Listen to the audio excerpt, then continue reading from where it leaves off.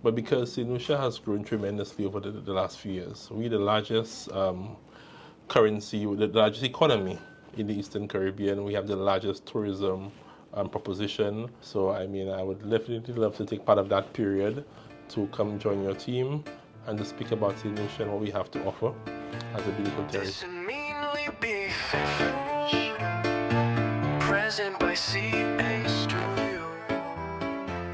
So today we are in beautiful Castries, St. Lucia. Yes. Mr. Claude Emmanuel, the CEO of the St. Lucia Citizenship by Investment Unit. Thank you so much for seeing us and taking time out of your busy schedule to have this short conversation. Sure, you're most welcome. Thank you so much. Yes. Before I get into citizenship, I just want to talk a little bit about St. Lucia. We arrived this morning. We took a really nice drive to our hotel on the northern part of the island. Okay. And you know, I've seen a lot of beautiful developments, just very beautiful nature, the buildings. I mean, give us a little bit of the insights into the development here, the things that are going on. I mean, yes. I mean, St. Lucia is a wonderful country, and I say that not because I'm a proud St. Lucian, which I am, but because St. Lucia has grown tremendously over the last few years. We're the largest currency, the largest economy in the Eastern Caribbean. We have the largest tourism proposition. For the last 10 plus years, we've been the world's leading honeymoon destination.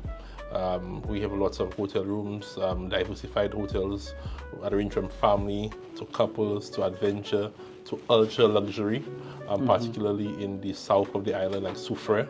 So you have the award-winning Jade Mountain, you have the Ladera Hotel, you have a lot of great hotels in the south. You are in the north. In the north, it's like our tourism hub, where we have the greatest concentration of hotels with various good brands. And we have a marina, you have lots of restaurants and nightlife. So our South Beach is the north, the Rodney Bay area of which you're staying. And apart from that, we have a rich history of being British and French, 7 times each. And we have Nobel laureates too, which makes us have the most per capita in the world. We could boast of having the Olympic gold medalists for the women's 100 meters in Julian Alfred. So there's a lot of things to be proud of in St. Lucia. So we are proud people, and our offering for citizenship by investment is just one of the many things we can offer to the world. And speaking of citizenship by investment, can you tell us a bit about the routes, the different options? How could a foreigner really become a citizen of St. Lucia and then, you know, contribute to the economy and the country? Yeah. Well, we have 4 qualifying investment options, which would be the donation to the National Economic Fund, a purchase of government bonds, a real estate investment, and also the enterprise. So any of these 4 options, they feature different properties, and I think they target various segments in the market. There are persons who want to invest into a real estate option and have the ability to come to enjoy the timeshare space or get a return on their investment. They have some who have the excess liquidity and could invest in a government bond, which is 0 rated. However, you get your principal payment back. You have persons who want to donate to the National Economic Fund, which funds go towards national development, creating social safety nets and ensuring that the most vulnerable are taken care for. And then you have the enterprise, which allows the government to advertise various needs in the country, whether it be pharmaceuticals, agro-processing, and find investment directed towards that particular objective. So there are routes. We have a very robust due diligence process, which encompasses third-party checks, law enforcement of various levels, FIA checks, interviews. So it is all-encompassing because we try to ensure that we have a full KYC of each applicant before they go to the board for consideration. And we take pride in that, and we take pride in going beyond the passport. So we always tell people that St. Lucia is not a passport destination. Our program is not built or to be defined by how many visa-free access countries we can enjoy, but rather what St. Lucia has to offer. So we want to visit, invest, build, establish yourself in St. Lucia. We have direct flights to all of the major cities in the world. So daily we have flights to Miami, New York, Atlanta, Canada, London. We have regional airlift. We have some of the most popular cruise spots in St. Lucia. We have a growing tourism product. We have a great Airbnb space, a buoyant market that is filled with capacity to do even more. So I think this makes us an awesome destination. So I think as a St. Lucian, we want to offer that experience to potential citizens. That it's more than citizenship, exactly, Indeed. and that's the message. Indeed. That's the message.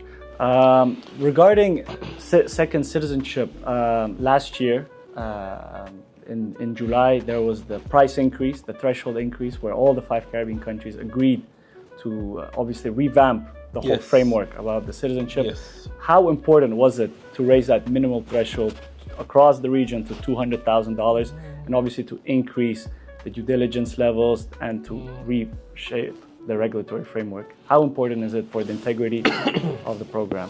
I think after all, we want persons to go beyond the passport, and that includes investing in the country. And as you raise the thresholds, obviously you will attract a different segment of the market, a segment that would have more disposable income and more capacity to do that very investment we are looking for post approval of your application for citizenship.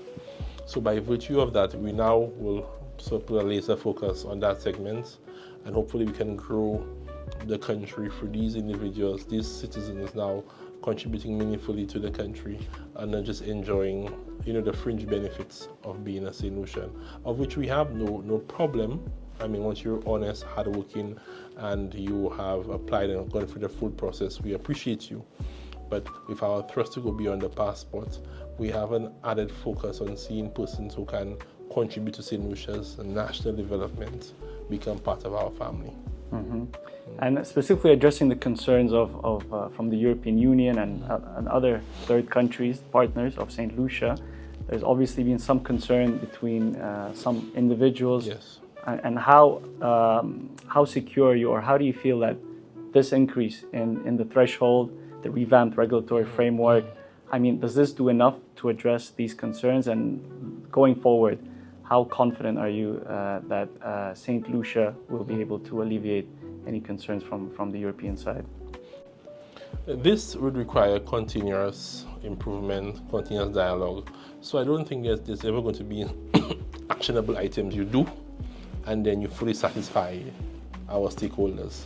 However, we believe that transparency is important in the process.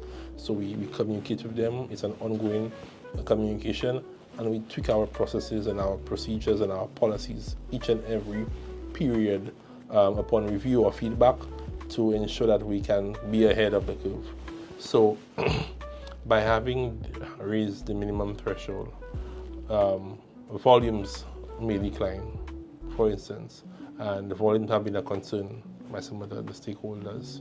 That's one. By adding layers to our due diligence, including interviews and having the FIA, which is the financial intelligence agencies of the respective countries, vet each applicant.